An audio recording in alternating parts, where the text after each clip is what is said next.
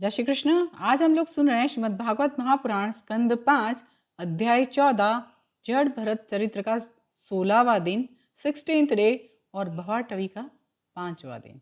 आइए सुनते हैं। ओम श्री गणेशाय नमः। ओम सरस्वत्यै नमः। ओम श्री सद्गुरुदेवेभ्यो नमः। श्री कृष्ण शरणं मम। ओम विष्णवे नमः। ओम श्री लक्ष्मी नारायणाय नमः। यहाँ पे एक बात बताना चाहूँगी कि कितना भी मैं प्रयत्न करती हूँ पर बीच में गैप होने लगा है। आप सभी की बातों से और पर्सनल मैसेजेस से ही मैं फिर से ये चालू कर पा रही हूँ। पता नहीं फिर कितने दिन में गैप होगा। प्लीज़ आप सभी को एक रिक्वेस्ट है, जैसे आप मैसेज करते हो वैसे ही मैसेज करते रहिए, बातें करते रहिए, वीडियोस देखते रहिए, शेयर करते रहिए। ये सभी जो वीडियोस मैं बना रही हूँ, भगवद गीता, शिव पुराण और भागवत पुराण, आपके लिए ही बना रही हूँ। चलिए सुनते हैं कि यहाँ पे हमने जो सुना था कि विशुद्ध भक्ति की प्राप्ति कब होती है।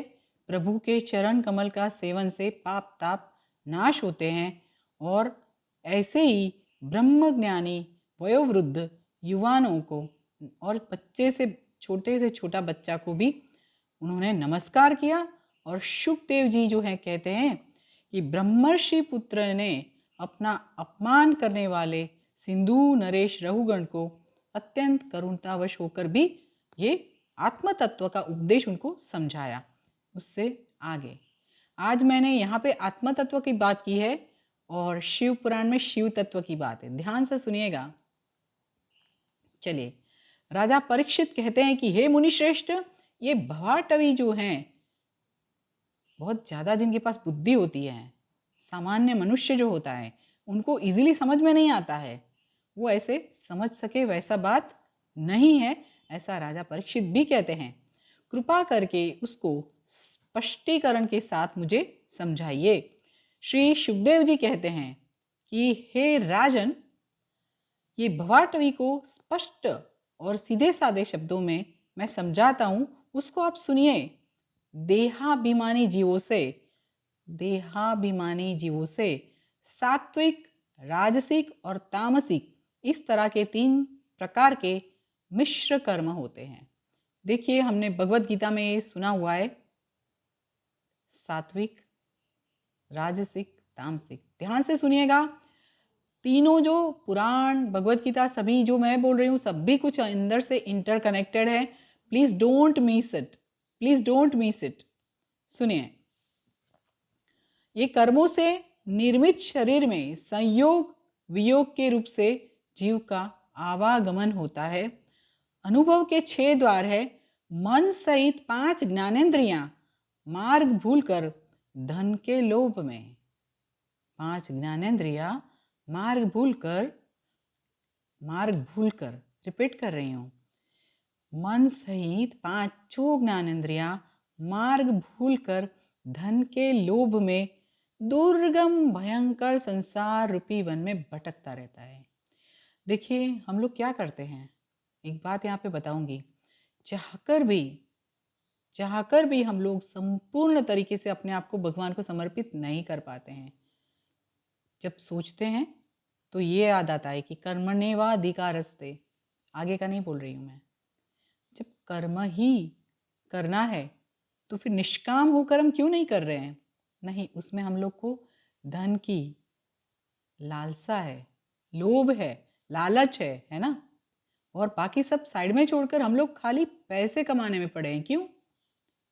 सब कुछ भूल जाते हैं, क्योंकि हमको हमारे लिए कमाना है, लोगों को दिखाने के लिए कमाना है, संसार चलाने के लिए कमाना है, बच्चों को बड़ा करने के लिए कमाना है। अरे उससे भी आगे, उसके भी बच्चे के लिए हम सोचते हैं, उससे आगे उसके भी चतुर्थ पीढ़ी, 5वीं पीढ़ी तक हम लोग सोचते हैं। यही भवाटवी है। हम लोग संसार रूपी वन में भटकते हैं। इतना आसान नहीं है इस वन से बाहर निकलना, इतना आसान नहीं है इस वन से बाहर निकलना। क्यों? क्योंकि हम लोग जिस तरह से जी रहे हैं, और आजकल का टाइम तो एकदम अलग हो गया है। बहुत कुछ हमको यहाँ पर यूट्यूब पर मिलता है, हम सुनते हैं, कितना जीवन में उतारते हैं और क्या देखते हैं, उसके ऊपर बहुत कुछ डिपेंड करता है।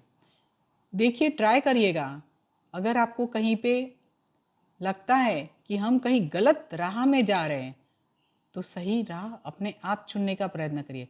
दूसरी बात, कभी कभी हमको लगता है कि अरे क्यों हम लोग मतलब इतना काम करने के बाद भगवान का नाम ले रहे हैं, ये सुबह ले लिया, हो गया भगवान का नाम, दैट्स इट।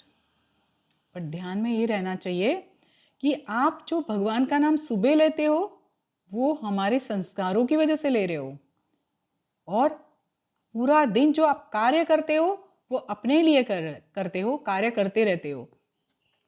रात में सोने के समय में अगर मान लीजिए 2 मिनट भगवान का नाम ले लिया, वो हमारी दैनिक प्रक्रिया है। पर एक्चुअली हम क्या कर रहे हैं, सोचिए। जवाब जरूर से दीजिएगा यहाँ पर, ठीक है।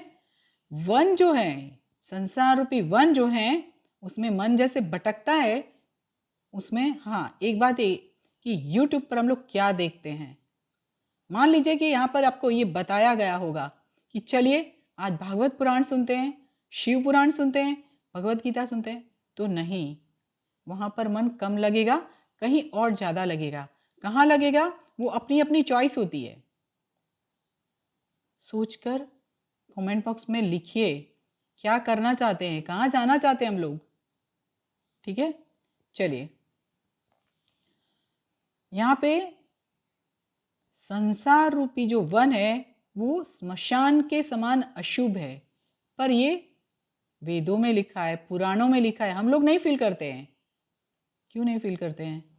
हमारे अंदर की आत्मा चेतना जागृत ही नहीं हुई है, कहाँ से फील करेंगे ये चीज़ हम।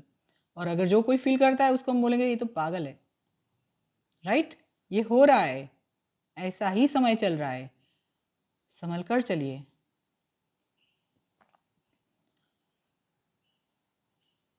जन्म और मृत्यु के जो वंझर चल रही है उसके व्यापार में, वो उसको एक तरह का व्यापार ही बोलेंगे, उसमें सफल नहीं होने से किया हुआ जो कर्म होता है उसका फल भुगतना ही पड़ता है।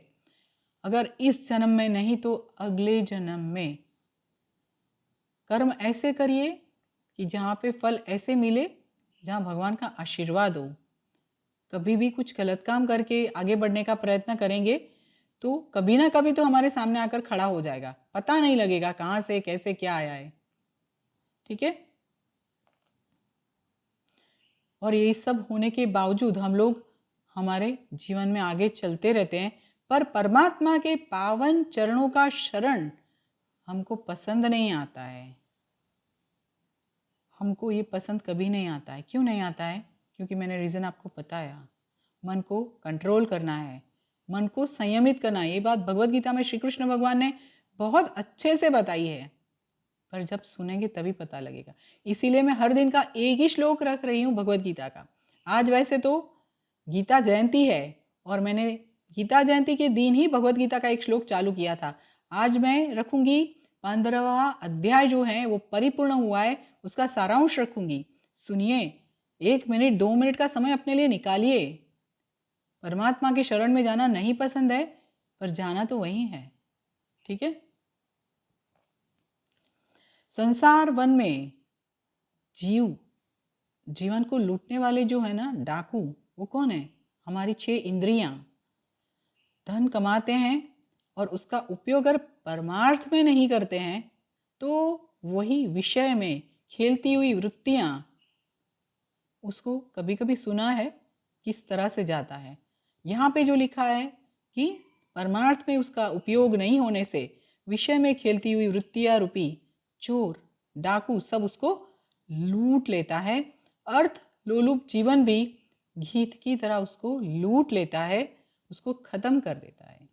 आज यहाँ पर रुकते हैं, इससे आगे हम लोग सुनेंगे कल। चलिए अभी बोलिए मेरे साथ, ओम नमो भगवते वासुदेवाय, ओम नमो भगवते वासुदेवाय, ओम नमो भगवते वासुदेवाय। जय श्री कृष्ण।